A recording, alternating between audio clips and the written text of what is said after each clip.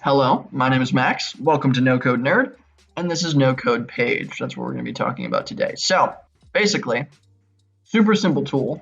If you've ever used Notion before, Notion is like one of my favorite tools in the entire world. You can build websites off of Notion now. And there's a few other tools to do this, but No Code Page seems to be the one that lets you integrate a few other things, like lets you integrate chat, Gumroad, which is beautiful. Gumroad's super important, especially for simple websites. Buy Me a Coffee, Google Analytics. It's awesome. It's a minimal, simple web builder. If you've ever used Notion, it's a very simple little workspace builder, but now you can change that into a website. You can add custom domains, Google Fonts, live chats, anything that you really would need for a very simple website. Boom, right in it, embedded completely, beautiful, and done with possibly the easiest website builder ever because Notion is just so intuitive.